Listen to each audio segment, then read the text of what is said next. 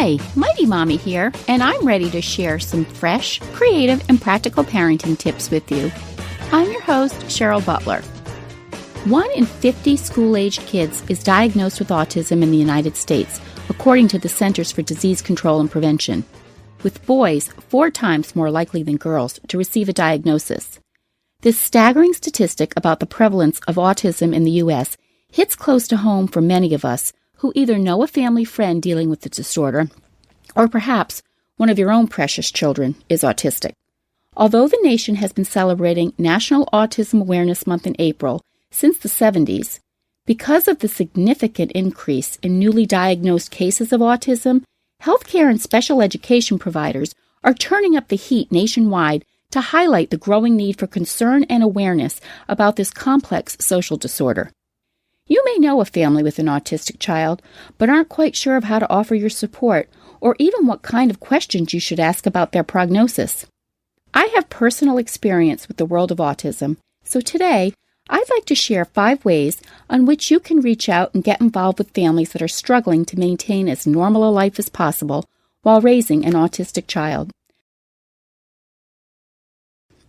So, what is autism? Autism spectrum disorder and autism are both general terms for a group of complex disorders of brain development.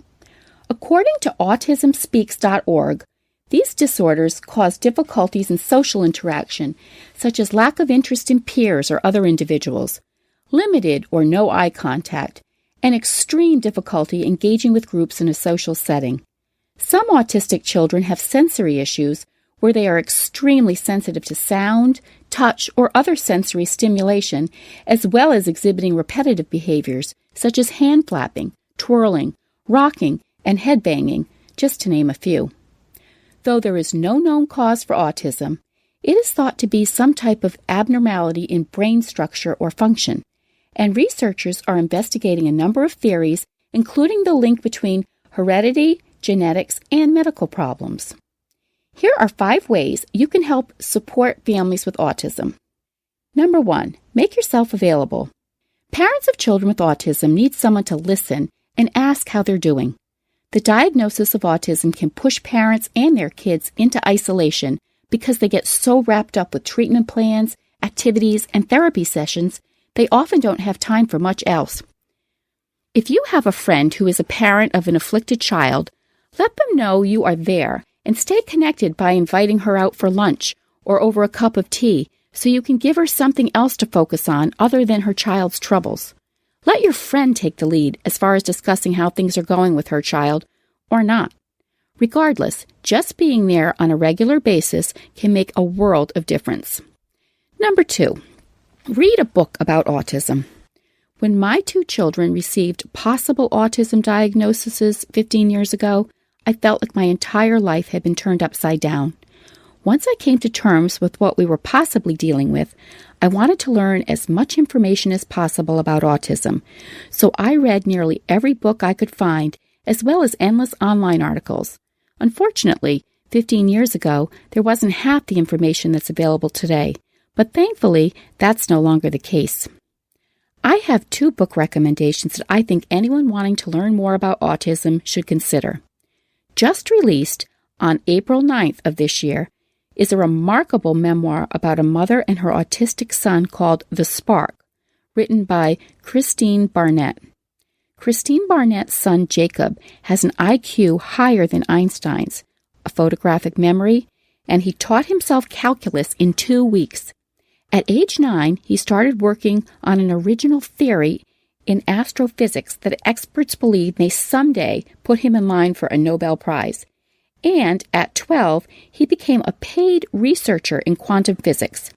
But the story of Christine's journey with Jake is all the more remarkable because his extraordinary mind was almost lost to autism. At age 2, when Jake was diagnosed, Christine was told he might not even be able to tie his own shoes, let alone read or speak or function. Relying on the insights she developed at the daycare, which she runs out of her garage, Christine resolved to follow Jacob's spark, his passionate interests. Instead of concentrating on what he couldn't do, she focused on what he could do. This basic philosophy, along with her belief in the power of ordinary childhood experiences and the importance of play, helped Jake overcome huge odds. I found it a very engaging and informative book. I also highly recommend Let Me Hear Your Voice, written by Catherine Maurice. This uplifting story is about how a family pulled not one, but 2 children out of the torments of autism and into a normal life. I honestly couldn't put it down once I started reading it. Tip number 3, have playdates with friends.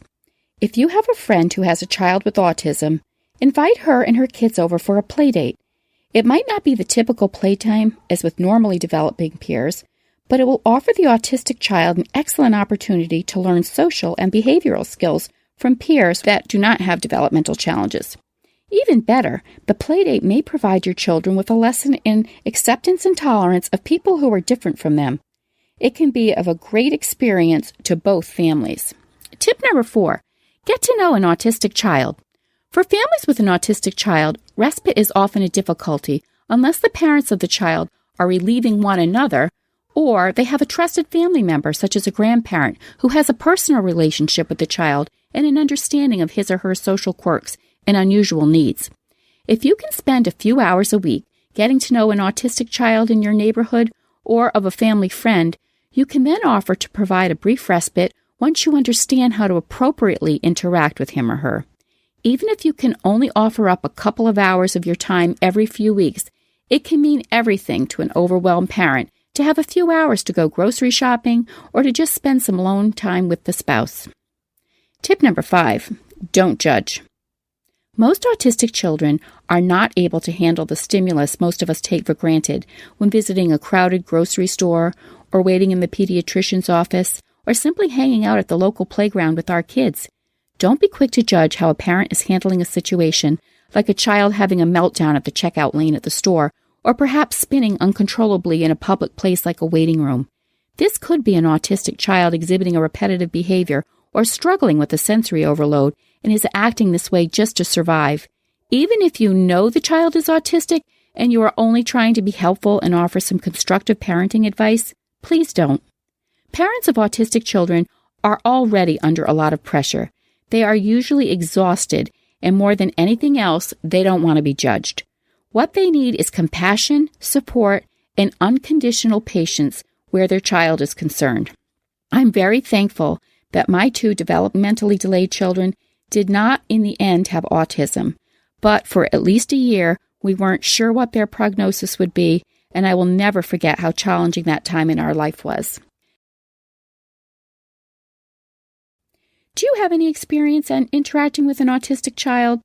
Please let me know in the comments section or on the Mighty Mommy Facebook page. I'm also on Twitter @Mighty Mommy. You can also email me at mommy@quickanddirtytips.com. You can visit the Mighty Mommy page at quickanddirtytips.com to read a transcript of this show. This episode is number 227 and called 5 Ways to Support Families Raising an Autistic Child. Don't forget to check out my family-friendly boards at pinterest.com/mightymommyqdt. Hopefully, you can make a difference in the life of a family raising a special needs child. For now, go give your child a big hug. And until next time, happy parenting.